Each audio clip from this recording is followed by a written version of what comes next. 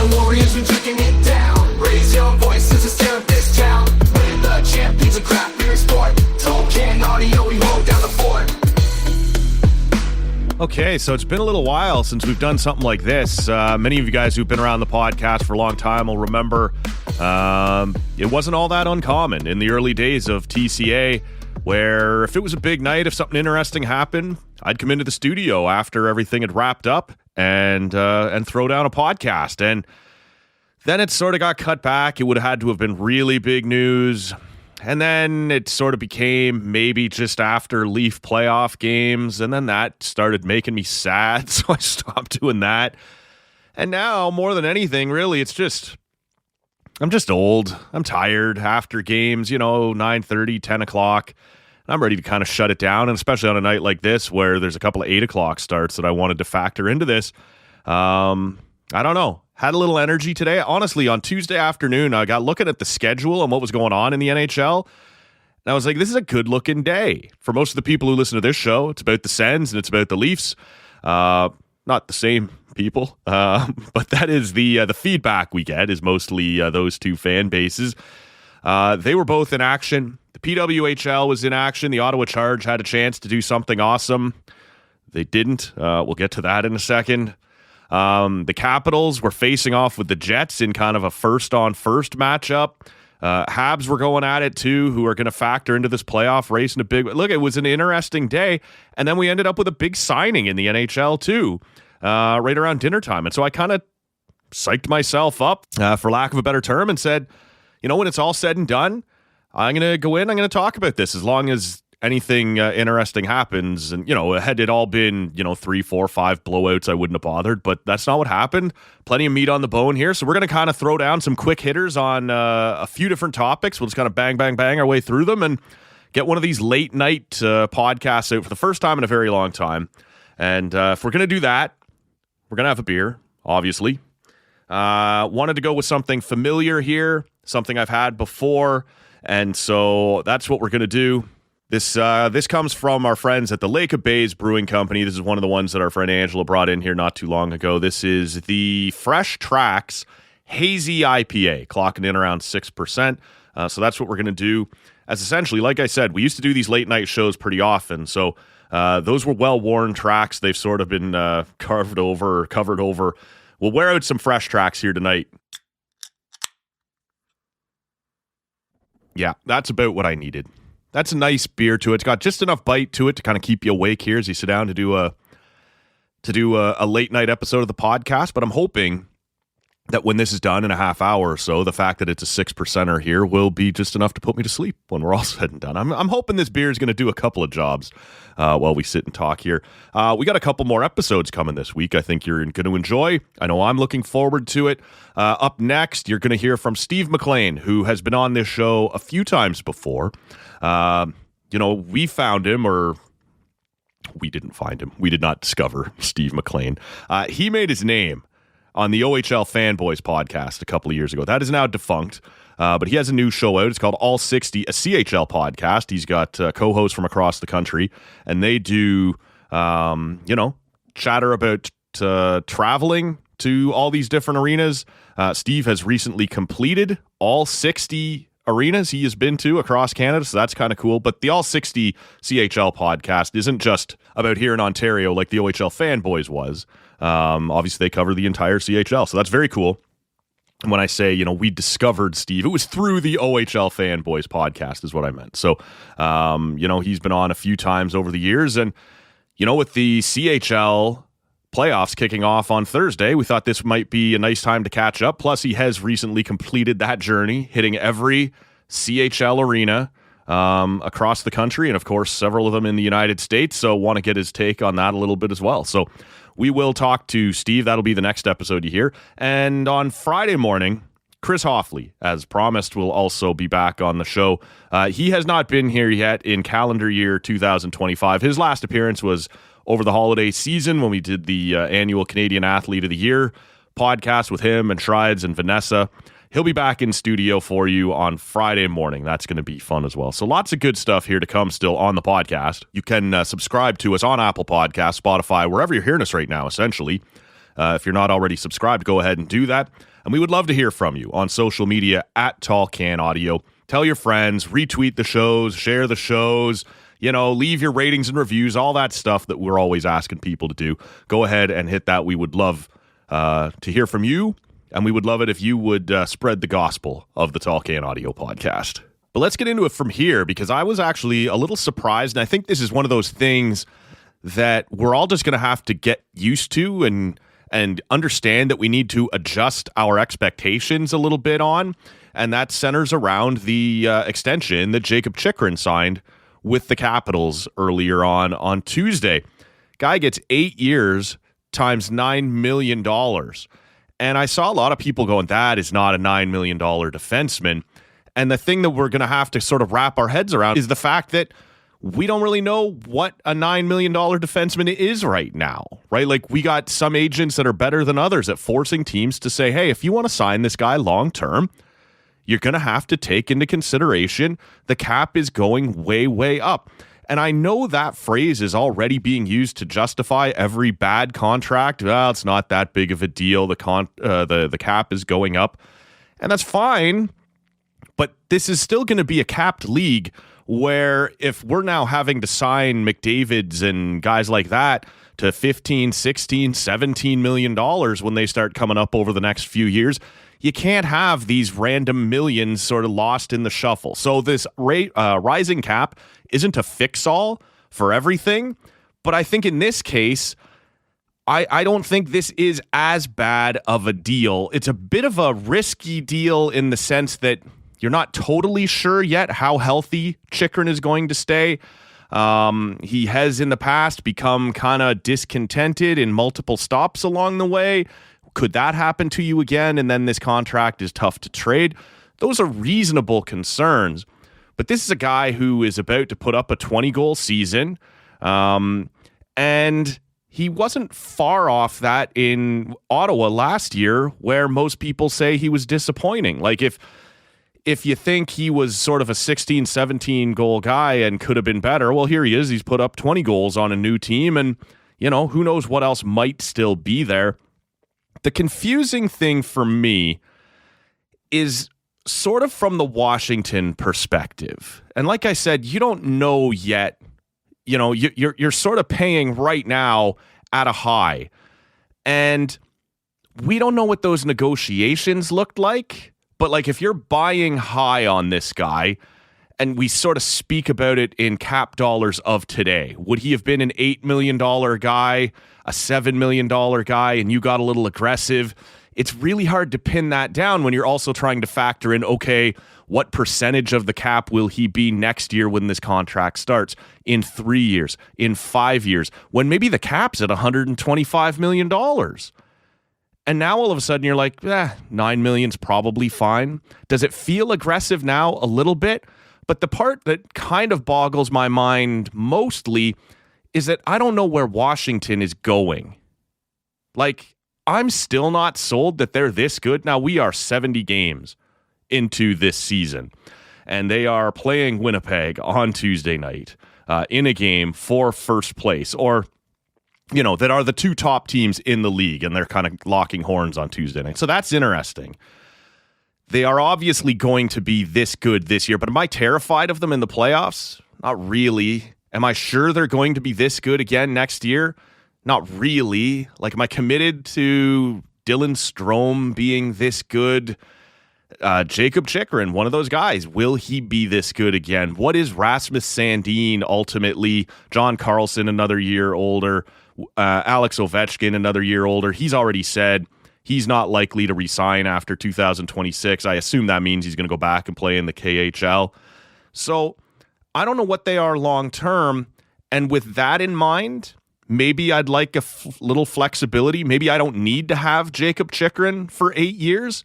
But at the same time, maybe even if you are going to have to rebuild, then maybe you want at least some sort of veteran presence, some sort of stability in your organization. It's all about the way you view this, right? Do they feel like they can retool again on the fly?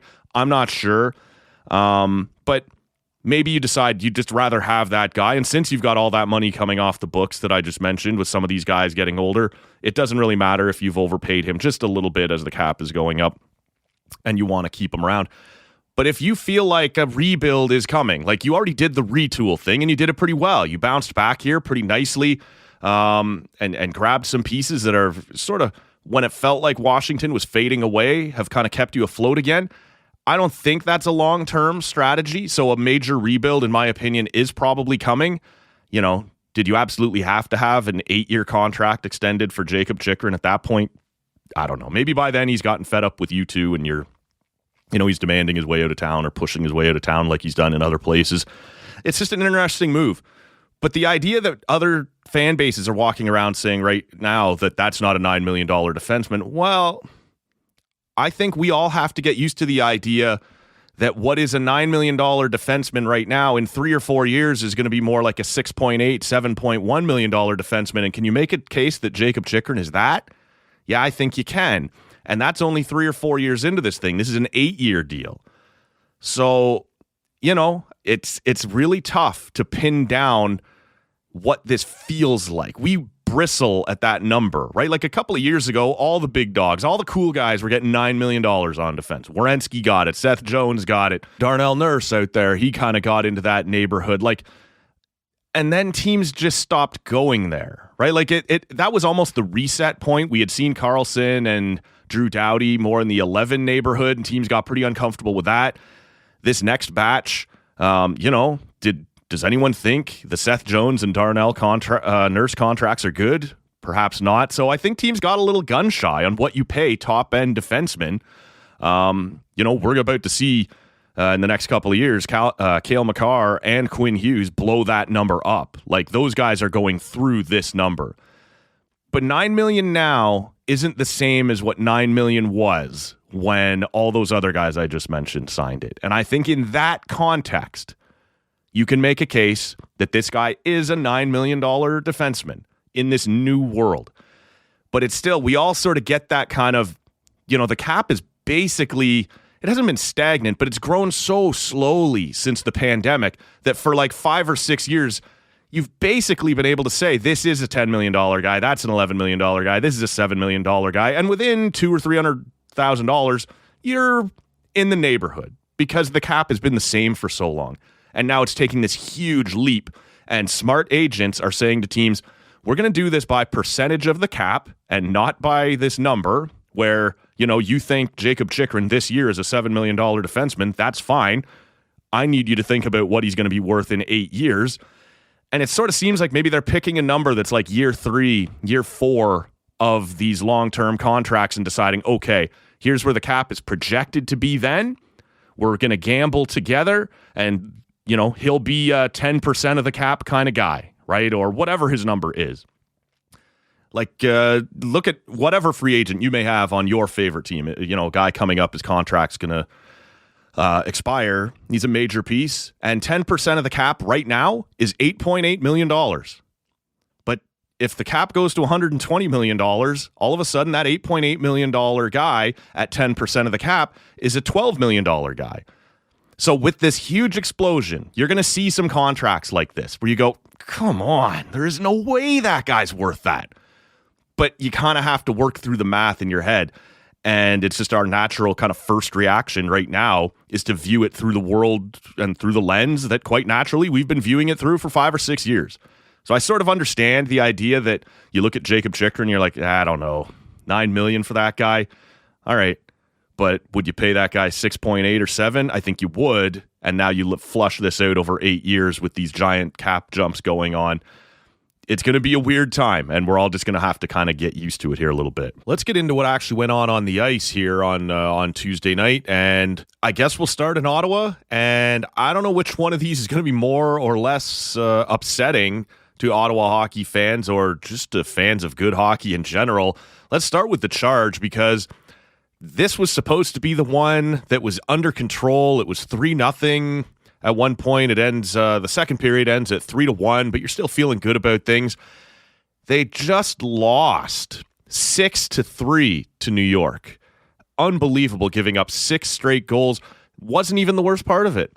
In the third period, they get outshot 18-0. Not a single shot in the third period. When you're protecting a lead, when you're tied and should realize, oh boy, we're back in trouble here. When you're trailing and should be showing some desperation, nothing.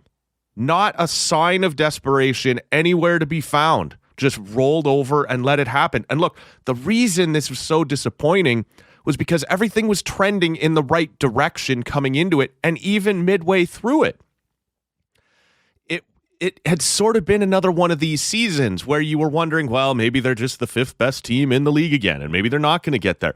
But over the last little while, they had started to show some signs of life, and you started to see Captain Brianne Jenner actually showing up and doing some things. And I'm sorry, she just hasn't had a good enough season. It's been quiet. But lately, she had sort of got it going, including getting another one here on Tuesday night. Teresa Vanazova has been red hot, right? Hat trick in a huge win in this the first half of this home and home against New York back on Saturday. She looked fantastic. She scores again on Tuesday night, and you kind of go, okay, like maybe the offense is going to get going here a little bit. I still have no time for Darkangelo as playing as high up in the lineup as she is at number 2 center. If you recall, they traded for her last year to be a defensive fourth line center. So not sure what that's all about other than struggling with some depth there. But I just... And Gwyneth Phillips in goal, who since Emryn Smashmeyer has gone down, has given you about as much as you could ask a rookie for in this situation. She had been very good. And I don't even know how much to pin on her on Tuesday's game. Yeah, you gave up 6. If your team gets outshot 18-0 in a third period, yeah, can you ask her for a couple more saves here and there? Sure. Is she the problem? Does not seem like it. And look, it's Ottawa in 5th. It's New York in 6th, and you had a chance to bury them tonight. Not just on the scoreboard when you're up 3-0, if you keep the gas down and run them right out of the goddamn building, but also in the standings. If Ottawa had won tonight, not only would they have leapfrogged into a playoff spot, but you would have made it so that New York had to win out down the stretch and still received help. Like, you could have buried them tonight. Instead, none of that happens. You don't just lose, but you lose in regulation, and all of a sudden, you've let them back in it. You also spent your game in hand that you had while you're playing Minnesota here or chasing Minnesota here. This was a disaster. This was a debacle of a game. And look, it's too late to make any sort of trades or big moves like that. I don't know how secure in her job Carla McLeod is, but this is one of those performances that you look at and go, not good enough, nowhere close to good enough, when you had a chance to really stick a knife in the only team that's chasing you, right? Leave them for dead, and you can turn around and just focus on the teams ahead of you and trying to chase them down. Instead, not only did you not capitalize and jump forward into that playoff spot, you let New York hang around and stay in it. So I just... You spent your game in hand, you were not in a playoff spot, and you let someone else stay behind you. This is about as bad as it could have gone. And there was just no desperation at all. It wasn't much better down in Buffalo, where the other Ottawa hockey team was playing, also playing the lowliest opponent you could basically dream up in the Buffalo Sabres. And the Senators lose. This one, 3-2. James Reimer, one of my old friends, never really been a friend of the Ottawa Senators. He always, for whatever reason, seems to be able to show up and be a thorn in their side for as long as he's been in the league. But Buffalo, not good. And I know everybody is talking coming out of this game about the misplay by Travis Hamonic. And look, almost every team has this guy, that low-end third-pair defenseman that nobody likes. And he's sort of the easy whipping boy. So I try not to get too on board with that. I try not to fall too hard into that trap because Senators fans have been dumping on this guy for a very long time. Sometimes, certainly, rightfully so. And sometimes just because the team is frustrating and he's the easiest guy to jump on. What he did on the losing goal tonight was... He's down on his hands and knees. He's clearly trying to block the centering pass. He doesn't block it, and now Tage Thompson is all alone in front of the net early in the third period, scores what turns out to be the game-winning goal. And yeah, Hamonic looks bad. That's an all-or-nothing play. If you get it, you're a hero. If you don't, it's entirely on you. And that guy was left wide open, probably Buffalo's best shooter. So, like, I get the frustration with that play and with him tonight, but you also can't be tied at 2 with Buffalo at that point in the game. Like, the Senators are good enough this year especially that you just shouldn't be in a situation where that breaks your back, where either you're that close and that ends up putting you down, or where you are unable to come back from it. Like, if the Senators are legit, that's a game you have to have. And I know we've seen sort of good Forsberg and bad Forsberg in goal for the Sens this year. He made a couple of key saves in the third period. One beauty with his glove that allowed you to stay in it. Otherwise, this could have been, I don't want to exaggerate, it wouldn't have been a laugher, but it could have been out of reach. Instead, I don't know, I guess you could say Ottawa put on the pressure later. They got some shots off. To me, it didn't feel like they were just, on the verge of scoring and Reimer was heroic or anything like that. They got the same opportunities a lot of teams do when you go 6-on-5 late in the game, but just couldn't get there. And look, this is a disappointing loss. It's almost unfathomable that at this point, Ottawa holds wild card 1 while being 0-3 against Buffalo and 0-3 against Montreal. Those were supposed to be the shitbirds of the division. And one of those teams has lived up to that, and the other is doing something else. But if you had said to anybody when the season started that Ottawa would be 0-6 combined at this point in the season to the Buffalo Sabres and the Montreal Canadiens, that person says to you, you got no shot at making the playoffs. If it has gone that badly in those 6 games, we are terrible this year. We aren't even close. And instead, Ottawa is still in a position where they own their own destiny, not just to make the playoffs, but to hold wild card 1, to not be desperate with wild card 2, kind of, really having to fight it out. Like I kept saying was going to happen a couple of weeks ago, that they were going to be in the muck now to the end after that 5-game skid, whatever it was a couple of weeks ago.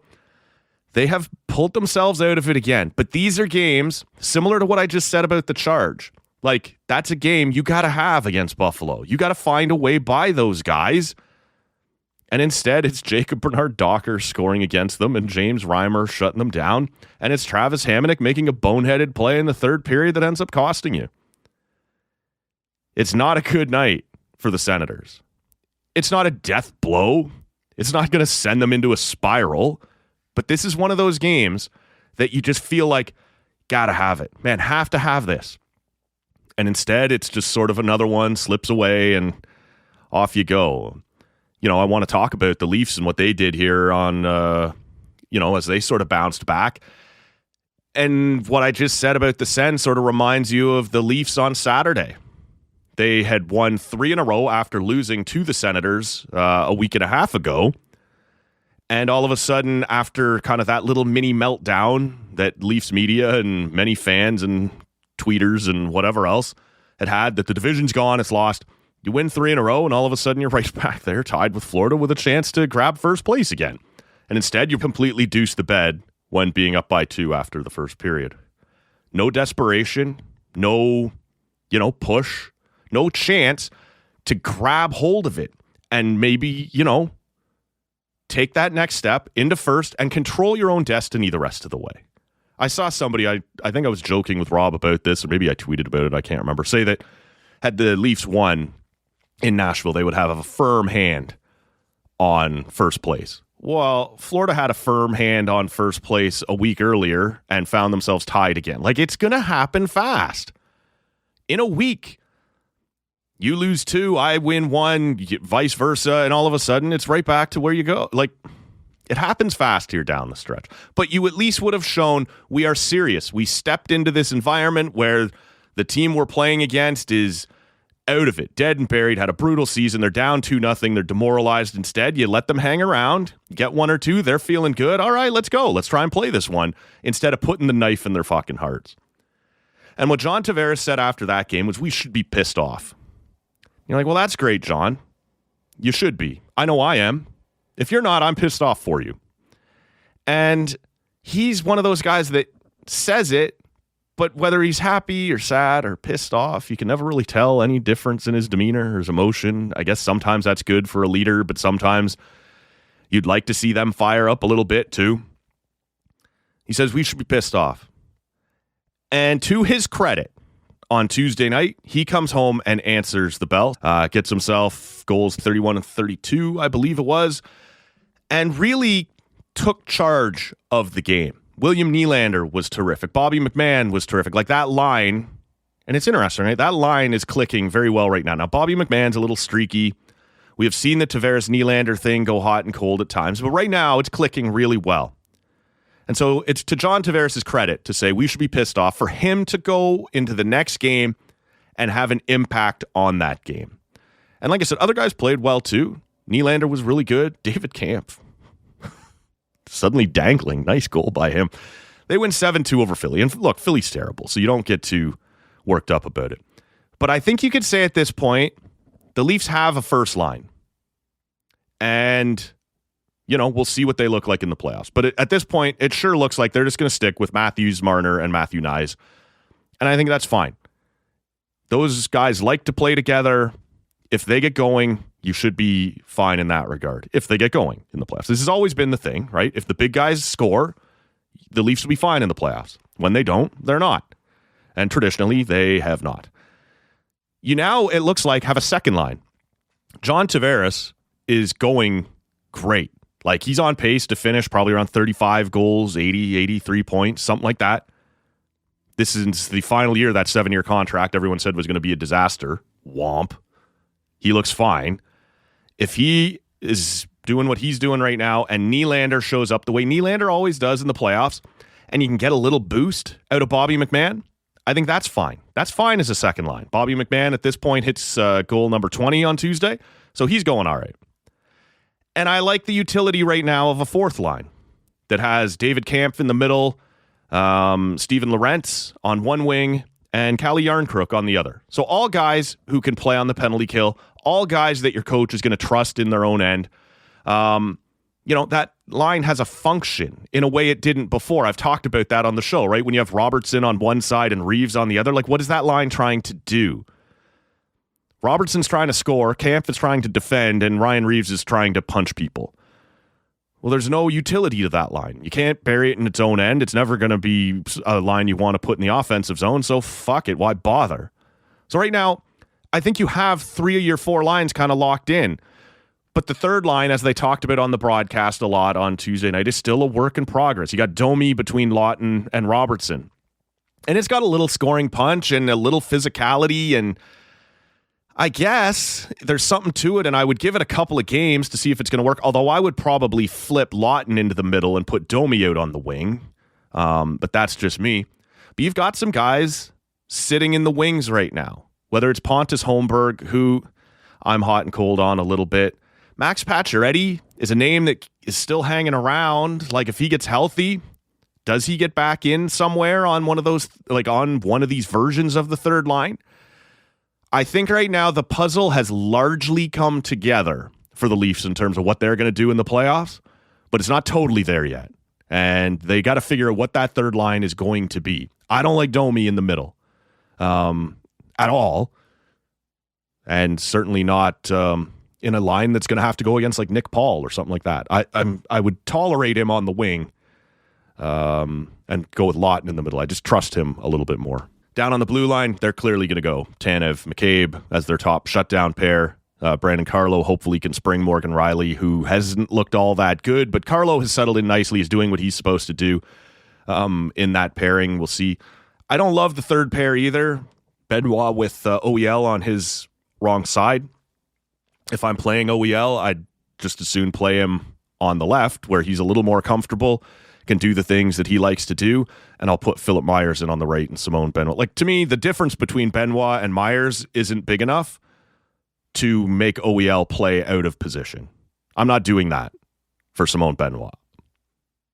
OEL goes over on the left side and Philip Myers goes in on the right side. But so far, it doesn't look like that's what we're going to do. But it does look like the Leafs have mostly got this puzzle put together pending this third line. Moving on, I don't have a lot on the Habs game. I was sort of flipping around. Like Sens, Charge, Leafs. We're going to talk about the Jets here in a minute. There was a lot going on. I only got so many screens. And so I was sort of keeping an eye on which games are close, which ones are worth checking in on. And the Habs really were never in their game against St. Louis. So I don't have a whole lot to say on it. I didn't watch it. This is a missed opportunity, but that's a tough game. Like, essentially, the Blues are in the Western Conference what the Habs are in the East, right? One of those teams who sort of got a leg up, like in a good position to grab that second wild card, but nowhere close to home and cool. You got teams nipping at your heels. And so both those teams were desperate. I'm sure the Habs will be disappointed with that result. But the Blues would have felt the same way had it gone the other way, right? So, disappointing for the Habs. It does allow the Sens to kind of dodge a bit of a bullet in their loss that we talked about a couple of minutes ago to the Sabres. Montreal does not pick up any ground on Ottawa, but Ottawa does fail to put further ground between themselves and Montreal. So, a missed opportunity, but not as big of a blow as it could have been as the Habs get, beat down pretty good in St. Louis. It was 4-1 midway through the third, and then it sort of got away from them a little bit. So it is what it is there. But Montreal will no doubt regret not grabbing that one. But the one that I was sort of, in that 8 o'clock window, the 8 p.m. start, trying to keep an eye on sort of during intermissions, and obviously once the early games in Toronto, Ottawa, and Buffalo wrapped up, was Winnipeg, Washington. These are the two first-place teams in each conference. The last time they faced each other, it was a tight game, ended up going to overtime. It was Winnipeg winning it in overtime. And, I'm sure Washington came into Winnipeg for this one, the second matchup of the year, and obviously the final one between these two teams, looking for revenge. And Winnipeg sort of had it in control most of the game, at least from what I could tell, playing well structurally, had the lead late third. And then Putin's lapdog does score. That gets him within 6 of Gretzky's record. As you guys know, I haven't been all that interested in talking about the chase for whatever reasons. All the fun's been just sucked out of this thing completely based on the characters involved. But we will probably have to as it gets this close to it. And it will be a fairly, newsworthy event in the world of hockey. But Ovechkin ties it late for Washington, sends it to overtime. And this is one of those ones that, 3-on-3 overtime, it's just kind of like this sometimes, right? The Jets send out Lowry to take the face off, your number 3 center essentially. And it's just meant to be the face off. And if you win the draw, he's going to go off. And if you lose the draw, then he can stay and help you defend. And they end up losing the draw. And they do not touch the puck for a minute and a half. Washington had a couple opportunities, held the puck for 90 seconds when overtime started. And we've all seen this. We've all seen our team go through it, or vice versa. Our team be the team that has control, circles back, gets a line change or two, creates a couple opportunities. They just don't go in. Then all of a sudden, it's one bounce and you're gone. And that's what happened in this one. Nikolai Ehlers had been out there for the entire 90 seconds trying to defend, wasn't able to get off. Wasn't able to get a stick on the puck, just, stuck out there like happens in 3-on-3. All of a sudden, he gets a pass, he's in alone, and he scores to win it just like that, having not touched the puck, the Jets, through the entire overtime. So 3-on-3 is fun that way, but that was a classic matchup. Like, I don't know, I said earlier in the show, I'm not sure how much I'm buying Washington, but they are right now the top team in the East. And so when you get these matchups, of the top team in the East and the top team in the West, lock horns, and have it live up twice to the hype, right? Both games, overtime games. Jets end up winning both of them, but tightly checked, some big bodies on both sides, not afraid to get in there and get rough. That was fun to watch. And it was a nice little teaser, if I'm being real, for playoff hockey. I get really irritated throughout the season. Anytime there's a close game one of the play-by-play guys, one of the panelists, one of the guys being interviewed afterward, that felt like a playoff game. Stop it. They don't. The thing everybody raves about when the first round of the playoffs comes around is how much the pace gets ratcheted up. And, that first period of whatever series you're watching is guys trying to put each other through the end boards and bouncing off the glass. And it's a different level. It's a different speed. And yet it's November 19th and somebody played a 4-3 game and it was tight checking and someone's going to say, it's just got a playoff feel to it. Just stop it. It doesn't. This one, though, to break my own rule a little bit, it's close enough to the playoffs. This clearly was a bit of a two heavyweights sizing each other up, right? And Mason Appleton in the post-game press conference, he referenced it a couple of times. He didn't say this felt like a playoff game.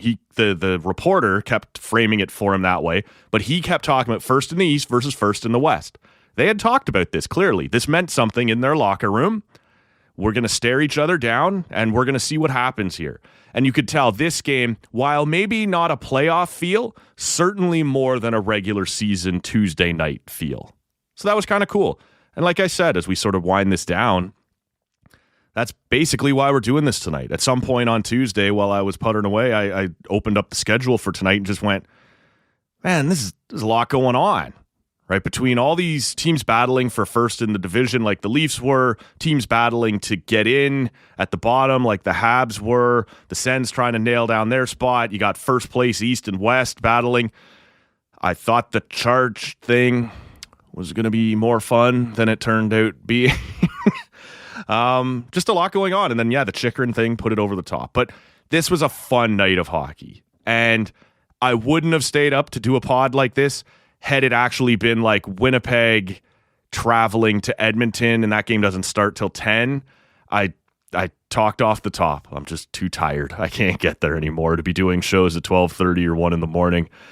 But a night like this, where the biggest games start at 8 o'clock at the latest and are wrapped up by 10:30, 10:45, that Winnipeg game with Washington went to overtime and was still done by 10:35. Like, beauty. I can handle that. Appreciate the way that all worked out. So, just a little filler content before we get to Steve McLean later in the week, Chris Hoffley later in the week. I should remind you that coming up here, we're going to hear next week from Matt Conisvita. That's always fun. Half the time, those shows go way off the rails. We end up talking more music than sports. I know a lot of you guys enjoy that, so that should be fun. The week after that, I believe it is. I don't have my calendar in front of me. Dan Schulman will be back on the podcast. Can't wait for that one to get done.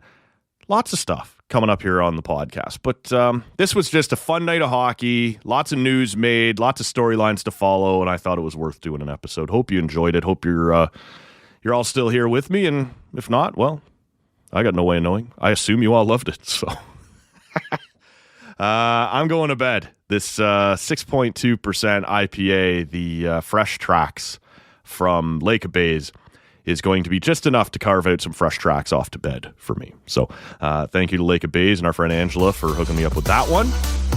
Thank you to all of you for listening here tonight, and we will see you on the next episode of Tall Can Audio with Steve McLean. Talk to you then. Yo, Can Warriors are drinking it down. Raise your voices and stare at this town. We're the champions of craft beer sport. Tall Can Audio, we won't